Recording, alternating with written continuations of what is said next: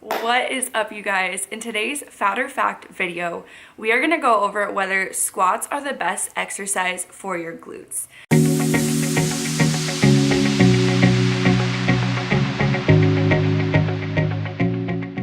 To learn a little bit about the glutes, we have to know where the origin and insertions are. So when talking about the glute max or the gluteus maximus, your origin is at the outer ilium of the pelvis, posterior side of the sacrum and coccyx, and part of the sacrotuberous and posterior sacroiliac ligament. Your insertion is at the gluteal tuberosity of the femur and iliotibial tract. Just know the locations. So the function of your glute max is to concentrically accelerate hip extension, which is this, and to perform external rotation, which is this.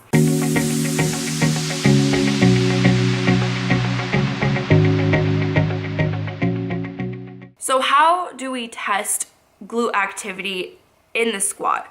We've heard several arguments by bro science activists, is that, I don't know, that squats are the king of all glute exercises. But how do we actually prove this?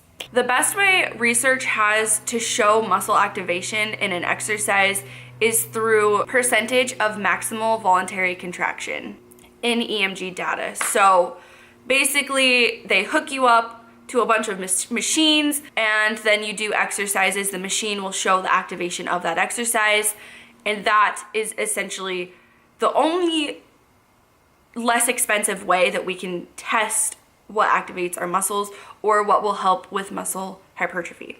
The most optimal exercise will show 100% activation in the EMG data.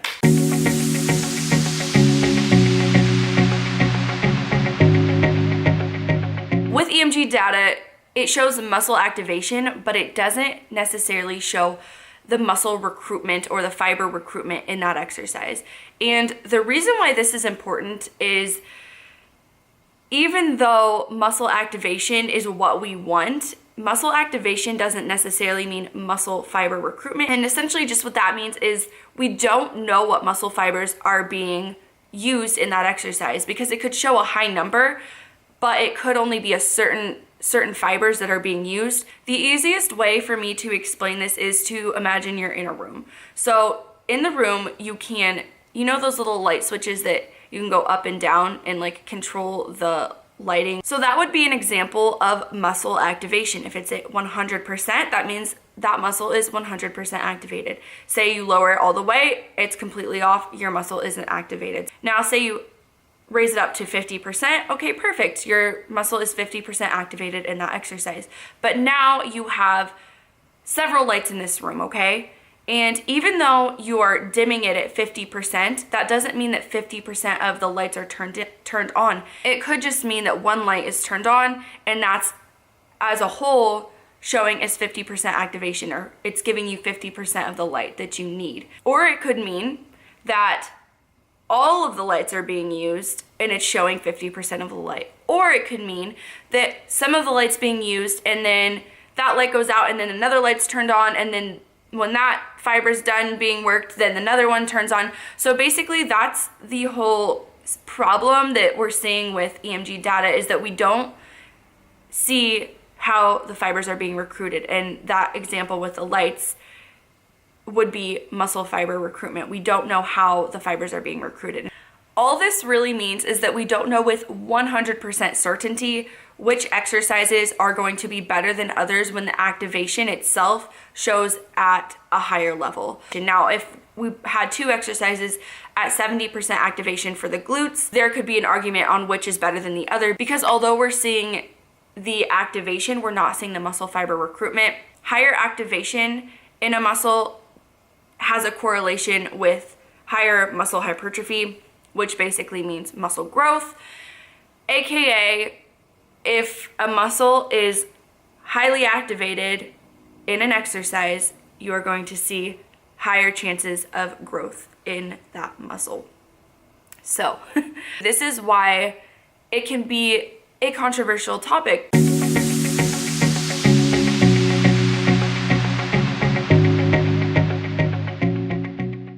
Now, the question you guys have all been waiting for. Are squats the best exercise to grow the glutes? And the answer is no. EMG data shows that although glutes are an important exercise to perform the squats effectively, squats themselves are not the most effective exercise to grow your glutes. Glute activity ranges from as low as 17 to 70% MVC, which again means maximal voluntary contraction, whereas the quads, specifically the vastus lateralis, range from 47 to 100% MVC for activation during the back squat. So as you can see, the quads are on the range of fully activated, whereas glutes can be as low as 17%.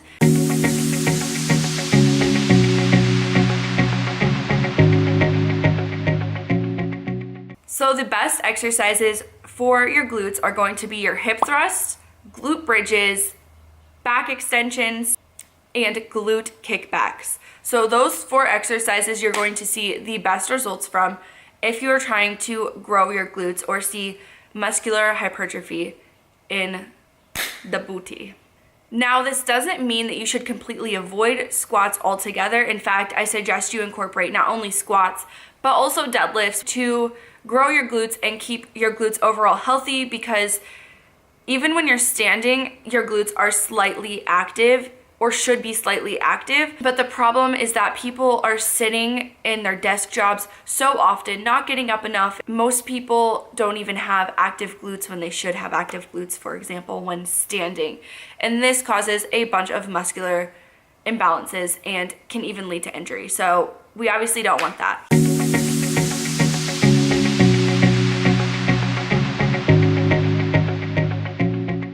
Now what we're gonna go over is 1, how we can fix those imbalances with small mobility exercises, and 2, how we can activate the glutes more in a squat. So the first thing we're gonna talk about is the mobility work we can do if you do have an active glutes, or the mobility work that you can do if you just want to activate your glutes a bit more before you squat. So my favorite exercises that I have my clients do is banded, and you're gonna notice a theme here. It's a lot of band work, and the reason for that is because the band work isn't heavy resistance. It's enough resistance to activate and wake up, as you could say, the muscle before you perform the actual exercise. So my favorite exercises that I have my clients do are going to be resistance band walks, resistance band monster walks, banded squats, banded glute bridges, and then I also, before deadlifts, do banded good mornings, which those 5 exercises are my favorite. They see the best results. A lot of clients will have better sessions after they do that mobility work. So those are my all-time favorite, and also those are backed by EMG data. So now that you're all warmed up from your mobility work beforehand, it's time to actually go into your squats. Now, the variation of the squat that you choose is going to make a difference in the activation of your glutes. The wider stance that you choose for your squats, the more active your glutes are going to be, because you're going to have that slight external rotation, which we talked about in the beginning in the function section of this video. The more external rotation that you have there, the more active your glutes are going to be. The next thing we want to pay attention to when you're squatting is that 1, you're going to depth, and 2, that you're fully contracting at the top. When I say go to depth, you want to go to parallel or just below parallel, and that is seen in EMG data to activate the glutes the most. Now, a lot of people will have problems with going to full depth, and if you can't squat to full depth, then you don't want to force that. You need to fix this again through mobility work and corrective exercises. But if you are able to go to full depth, you want to go to full depth, which is parallel to the ground or just below parallel.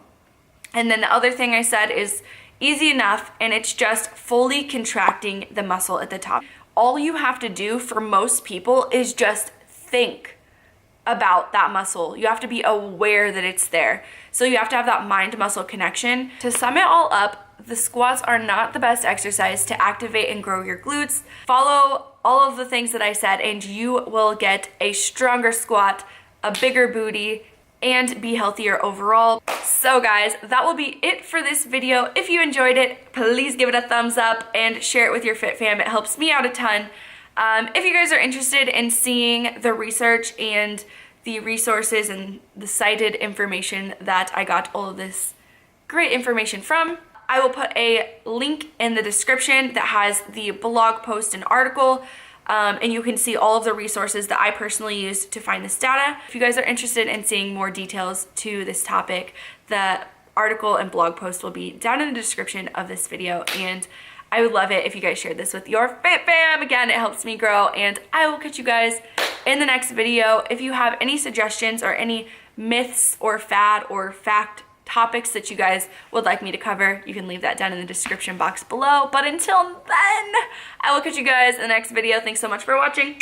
Bye. I think the universe is on my side. Heaven and earth have finally aligned. Days are good, and that's the way it should be.